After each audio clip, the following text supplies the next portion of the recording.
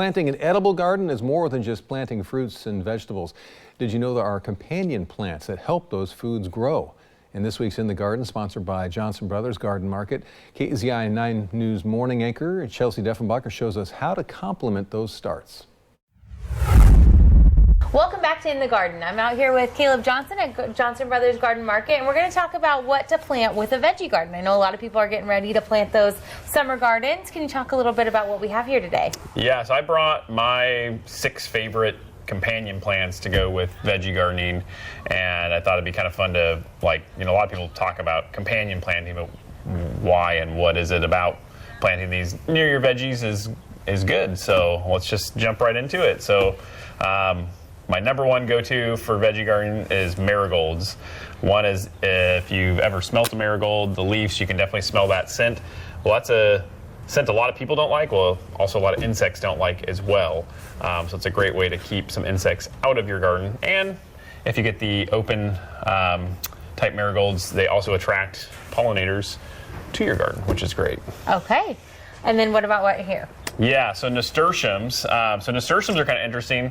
If you ever crack a nasturtium leaf, kind of smash it, you'll smell kind of a peppery smell. So again, that peppery smell will detract certain types of insects.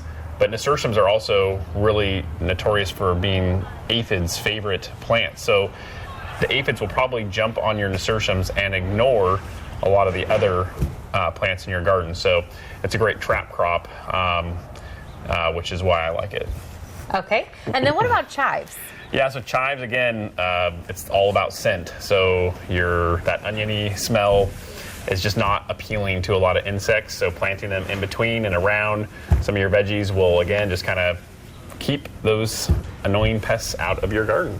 And I love basil. We definitely planted that in our veggie garden this year. Can you talk about what that does for your garden? Yeah, so basil, well, it does a couple things. One is it's highly fragrant, so it will repel certain insects, but also if you can plant it near your tomatoes, it will actually affect the flavor of your tomatoes in a positive way. So it's kind of a fun thing. Maybe try one tomato with a basil next to it and one without. Do a taste test, have some fun with it.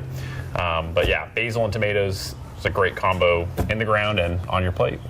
All right, and then what about mint? I know that spreads out quite a bit. Can you talk about that? Yeah, so mint is definitely another repellent. It's that fragrance that's going to keep a lot of your cabbage moths away from your cauliflowers and broccolis and cabbage plants. And you don't want to necessarily plant it in your vegetable garden because it will just spread and kind of take over. So I recommend putting mint in a container on its own next to your vegetable garden so you don't have mint everywhere.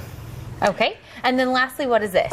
Yeah, this is alyssum, and alyssum is not one that a lot of people think of for a companion plant, but it does two things. It attracts bees like crazy, so that's good for your vegetable garden, and it also attracts ladybugs. Ladybugs really like alyssum, and ladybugs also like aphids, so it's a great way to attract some pollinators and attract some ladybugs that'll help manage the pests in your garden as well. So yeah, these are a few really easy plants to grow that will help impact your garden in a positive way.